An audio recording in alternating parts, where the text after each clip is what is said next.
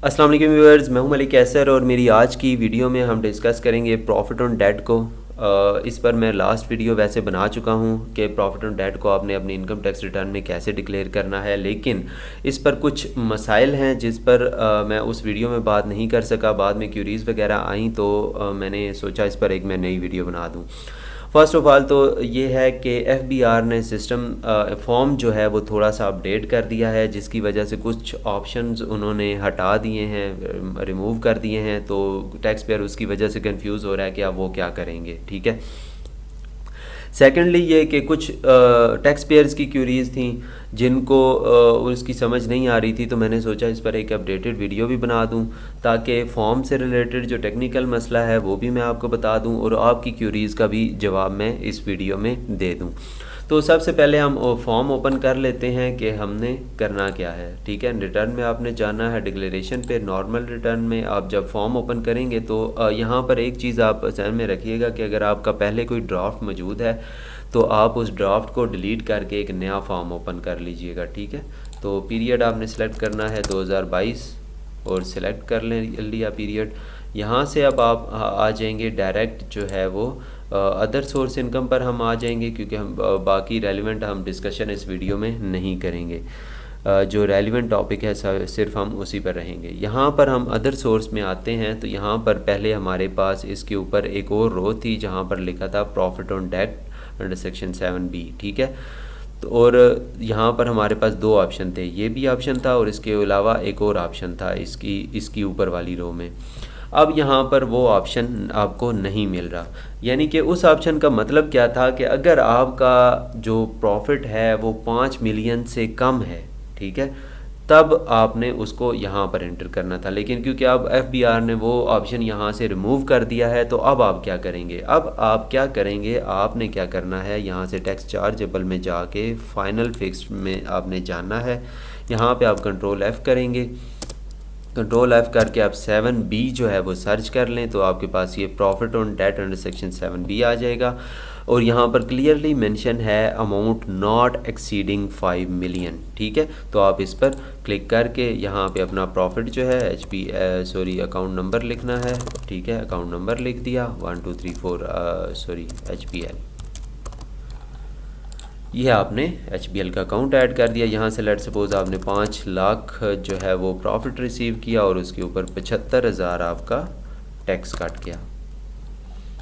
आप इसको कैलकुलेट कर देंगे।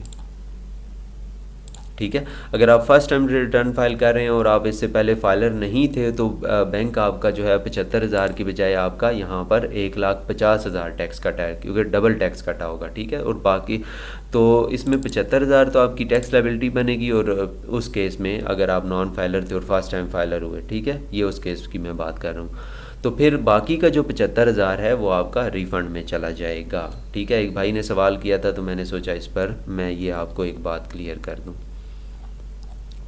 तो यहाँ पर हम आ गए। अब इस तरह से आपने सिर्फ यहाँ पर फाइनल टैक्स रिजीम में आकर आपने उसको टैक्स को यहाँ पर लिखना है, बाकी आपको कुछ भी करने की ज़रूरत नहीं। और ये अमाउंट आप अपनी वेल्थ स्टेटमेंट में ले जाएंगे। ठीक है, 5 लाख। अब दूसरे केस में हम आते हैं कि दूसरे केस में ये मैं डिलीट कर देता हूँ, यहाँ से मैंने इसको डिलीट कर दिया। दूसरे केस में हम आते हैं कि अगर आपका प्रॉफिट जो है वो 5 मिलियन से एक्सीड कर जाता है। यहाँ एक भाई ने मुझे कॉल की और बड़ा अच्छा सवाल किया कि अगर हमारा प्रॉफिट जो है 5 मिलियन से एक्सीड कर जाता है तो क्या 5 मिलियन पे फिक्स फाइनल टैक्स होगा और ऊपर वाली अमाउंट के ऊपर जो है वो नॉर्मल टैक्स रिजीम में हम जाएंगे? तो भाई ऐसा नहीं होता। जब आप 5 मिलियन से एक्सीड कर गए तो आप फाइनल टैक्स रिजीम से खारिज हो गए। अब 5 मिलियन के ऊपर आपका जितना 5 मिलियन या 5 मिलियन से ऊपर जितना आपका अमाउंट है उसके ऊपर नॉर्मल टैक्स कैलकुलेट किया जाएगा। और नॉर्मल टैक्स आप जो है वो जो अगर आपका रिफ़ंड बनता है तो रिफ़ंड मिल जाएगा, अगर रिफ़ंड नहीं बनता तो आपका पेबल बन जाएगा। तो अगर पेबल बनेगा तो आप वो पे करेंगे।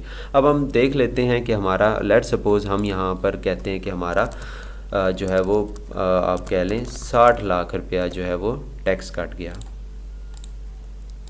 ठीक है, 60 लाख हमने यहाँ पर जो है वो प्रॉफिट एंटर कर दिया। अब आप क्या करेंगे, जो आपका बैंक का प्रॉफिट कटा होगा वो आपका फाइनल नहीं होगा, बल्कि क्या होगा, वो आपका एडजस्टेबल होगा। आपने यहाँ पर एडजस्टेबल में आके कंट्रोल F करना है, 155 आपने सर्च करना है। तो सॉरी 155 मैंने क्या दिया, 151, ठीक है। तो 151 आप सर्च कर लेंगे, प्रॉफिट ऑन डेट @ 15% आपने यहाँ पर इसको इंटर कर देना है।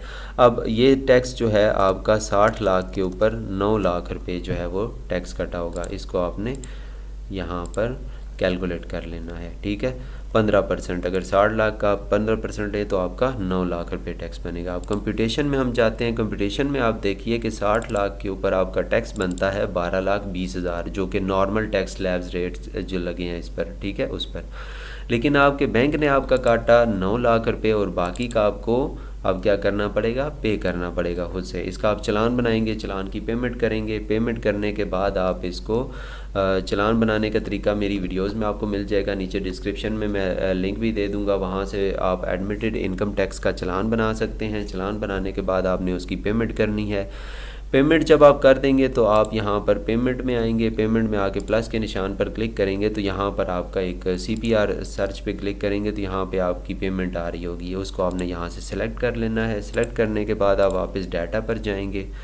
डाटा पर जाने के बाद आप कैलकुलेट प्रेस करेंगे तो ये अमाउंट यहाँ से रिमूव होके यहाँ पेड वाली अमाउंट में आ जाएगी, ठीक है। तो आपका पेएबल 0 हो जाएगा, फिर आप अपनी इनकम टैक्स रिटर्न सबमिट कर सकेंगे।